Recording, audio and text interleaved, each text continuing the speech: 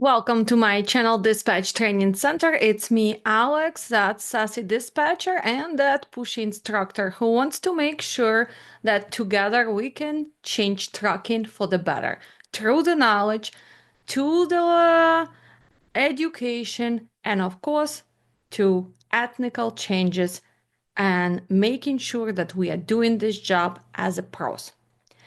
Well, let's talk about double brokering and freight scams.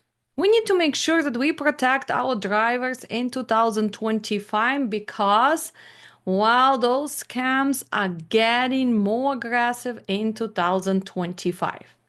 If you don't know what to look for, you can lose thousands and thousands of dollars. And it's already hard to survive in trucking in 2025. We already been battling this survival mode since end of 2023. So let's start from the beginning. Remember, we are educational channel, so a lot of new people who are entering trucking, they need basic knowledge. So if you're gonna be putting comments, please make sure to keep your negativity somewhere else. We are here to educate, we are here to empower, we are here to make sure that you know the reality of trucking. So what is a double brokering? While double brokering happens, let me give you one of the examples. Let's say broker A, TQL, gives a load to the carrier A, let's say Alex Transportation. Well, carrier A, Alex Transportation, who also has a brokerage MC, let's say Alex Brokerage, rebooks this load and gives it to another carrier, carrier B. Let's call it as Mike's Transportation. So legally, I book the load because I'm a carrier. But what was the illegal move here? Well, I rebook it. I gave it to other carrier because I also have MC. So I reposted on the load board, let's say DT1 or truck stop. And now carrier B, let's say Bright Transportation, is booking it from Alex Brokerage without having clue that this is actually original load from the TQL.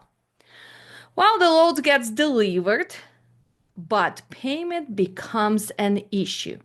So what is the problem? Well, let's see few different scenarios. Carrier B, that Bright Transportation, may not get paid because broker A, original, TQL, denies involvement. So they figure out that this load was not delivered by Alex Transportation. So they are denying the payment. While also the shipper might refuse to pay. Shipper refuses to pay to TQL or anybody else because this load was actually delivered by not authorized carrier. Well, and in this case, if this load gets stolen or if it's gonna get damaged, this is gonna become a liability nightmare. And it's illegal under any circumstances. So that was just one of the examples of double brokering. Well, let's look at another example. Let's say you book the load from the broker A, let's call them TQL, for $3,000. And TQL tells you that the shipper is company XYZ. Okay? So let's call the shipper XYZ. After delivery, the shipper denies to pay TQL because it was originally broker to broker B, let's say RXO.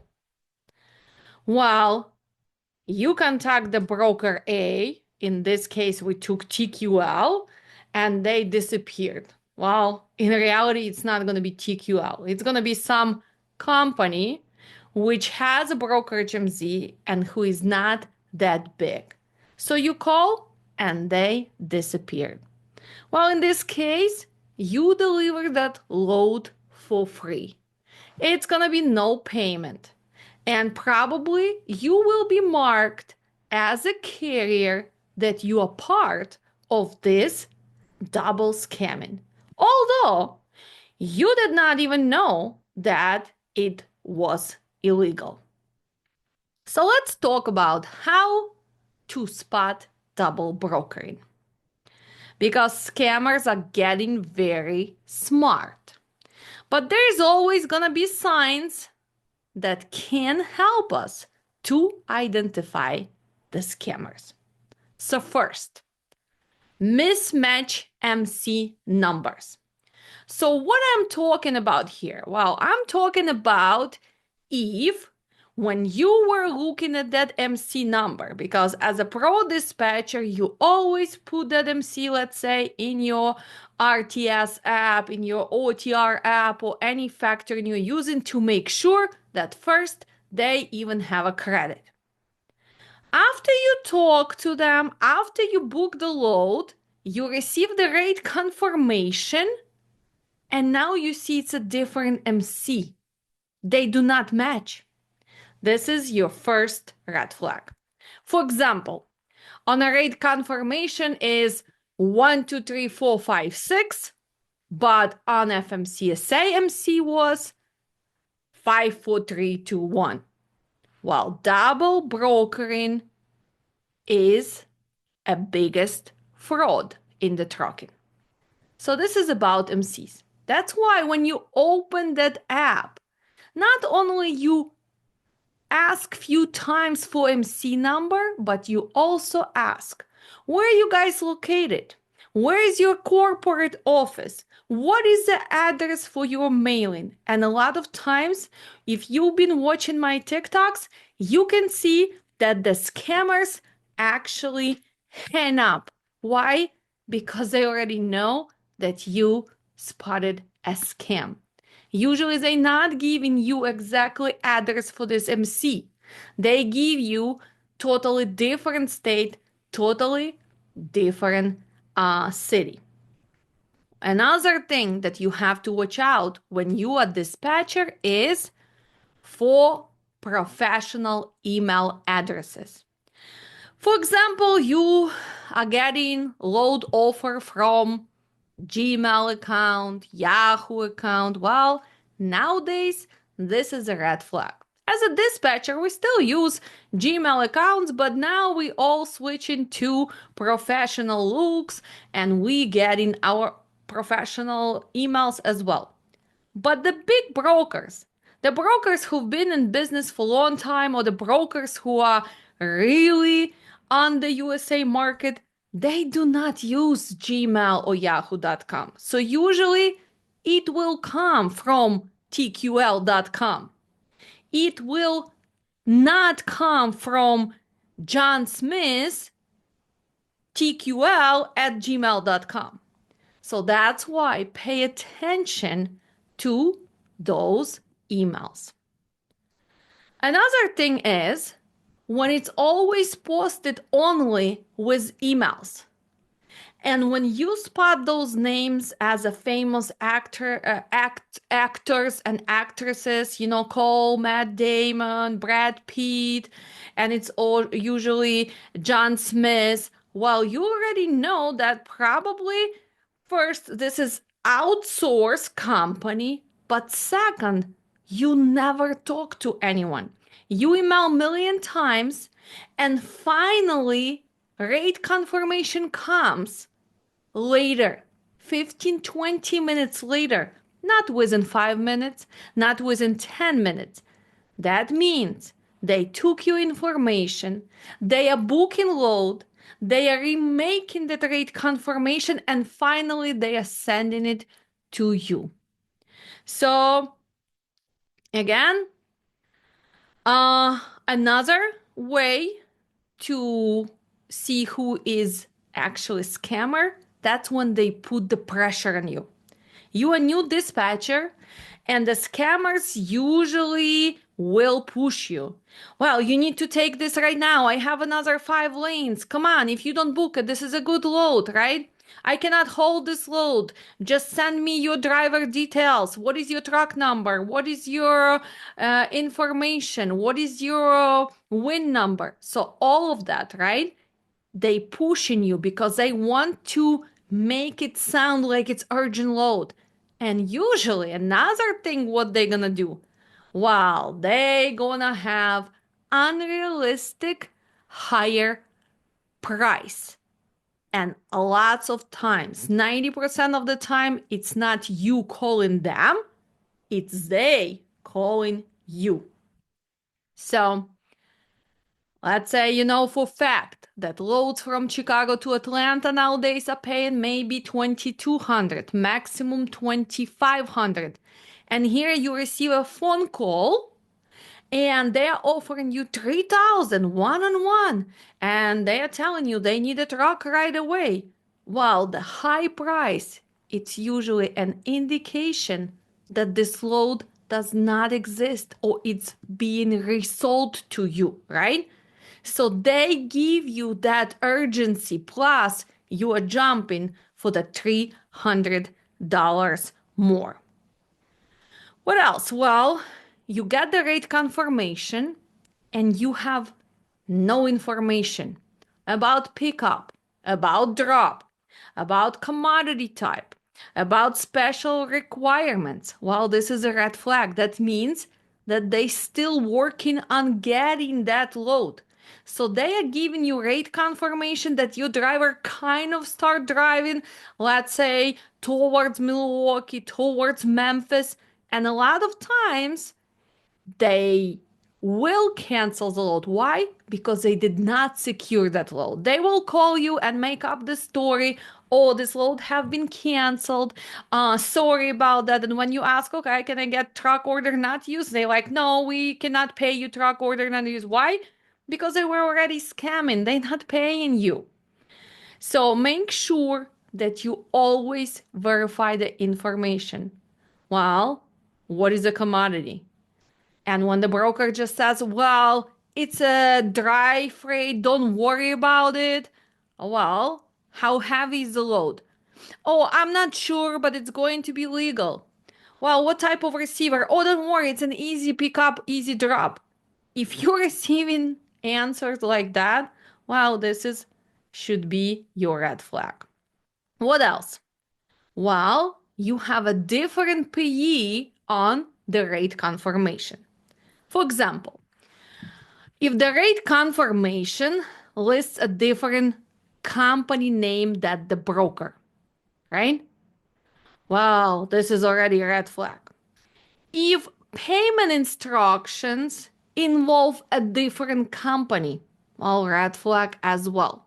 For example, rate confirmation said that this load is from broker ABC Logistics.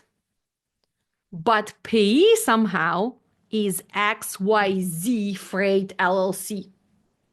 And a payment location is wire transfer to a personal account. Well, too many red flags right there. Well, so how to protect yourself from double brokering? Well, first, make sure you always verify the MC number using FMCSA plus your factoring app. You should also verify on DAT and truck stop. You can go and look in their directory and find if this broker exists. You need to make sure that they have the credit rating, right? Do not work with brokers who are brand new or brokers who are listed as D or no credit, or maybe they like RTS give them a black explanation point, no activity whatsoever in the last 6 months. Well, if you're a broker and you had not even one invoice with one of the biggest factoring, well, this is a red flag personally for me. What else? You can also call the shipper directly. After you receive the rate confirmation, you just say, well, I have a feeling I would like to verify. Was this shipment booked through TQL? Was this shipment booked through RXO? Was this shipment have been arranged with Armstrong Logistics or maybe Triple Brothers or whatever brokerage you are using? So you can do that to verify, because if you already have the red flags, well, you'd better make those extra phone call. And of course, trust your gut. If it feels shady, it probably is. When something sounds too good, probably it's a lie. Nobody pays double money for the same lane you have been hauling for the last 2 months, 2 weeks. We do not have magical loads. We don't have golden loads suddenly from California. If California is paying, for example, from 5 to 6,500 now to East Coast, do you really think that there is load which is paying 8,000 one on one? No, it does not exist. So hopefully you guys learning, hopefully you paying attention. And remember, start helping industry by reporting scammers. You can report them to load boards. You can report them to FMCSA. So don't just become a victim of the scammers, but try to help everybody else to fight the fraud. What other scams do we have? Well, the fake load posting on the load boards, right? So usually they post very attractive loads on the DAT one, on truck stop, right? And this load doesn't really exist. So if the load, for example, market rate is 2,800 and it's posted for 4,000, well, probably this is double brokering. And it seems like you did a job, you pick up, you had a rate confirmation, you email back the PODs, and you submit to your factoring, and factoring says, well, this broker doesn't exist. This load does not belong to this actually brokerage. So make sure that you always pay attention to all of these things. What else do we have nowadays in trucking? What other scams? What about fuel card scams? Well, a lot of scammers pretend to be a fuel card company. And they offer you discounted rates, special bonuses if you sign up. And after you sign up, they steal your banking information and they actually take money from it, or they have unauthorized charges. For example, you're gonna get 15 cents more per gallon with no fees. Just provide your routing number and account number. Boom, and your account gets cleaned out. So make sure you sign up with well-known companies and verify again their emails. If they pretend to be, let's say, EFS or ComData or WEX, call 1-800 number and verify. Does this is existing? Is your account actually existing? Are you in their system as a carrier? Because a lot of people do those scams. A new one. How many people got burned in 2024 with insurance scams? Well, fake insurance companies, they offer you discounted rates for cargo insurance, right? They even offer you great premiums for primary liability. And you get so excited because, yes, Progressive is expensive. Northland is not going to touch you if you have not been in business for more than 2 years and all your drivers are with 2 years of CDL. I know. I know how hard it is to get that insurance. And so suddenly, some person contacts you and say, wow, I have this miracle insurance rate for you. And you are signing all of this, and it looks like a real application. And now they're asking you for that first deposit, for that first payment. And you give them the money, you wire them money, you give them bank information. Seems like they even give you the fake certificate of insurance, and boom, few weeks later, you don't have a coverage. Few weeks later, your MC goes inactive because your new policy was never actually filed with FMCSA. Because who can file the fake policy? They don't do that. So please make sure that you check if that's really progressive policy. Make sure that you check if that's really comes from Great West Casualty, for example. Double check. Nowadays, scammers are so smart and they know how to get to you, especially in this market. They're offering you big discounted prices for policies. And again, what sounds too good probably is a lie.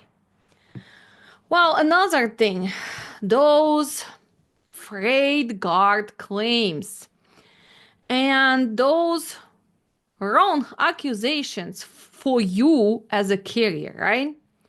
Which ruins your reputation, which makes it impossible to book the loads with other brokers.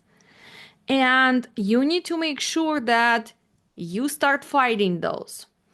Well, you can actually, with a freight guard, you can go to DAT and file your side of the story with a proof of rate confirmation, with deliveries time, with what tell your side of the story. And a lot of times they will look into it and it would be removed. Well, it's getting crazier with carrier 411, right? Because as a carrier, you have no chance to fight. But I've been witnessing lately that carriers do get attorneys involved, and with the help with attorneys, they actually fight those fake or let's say very personal claims about you as a carrier, about your drivers, or about your dispatchers.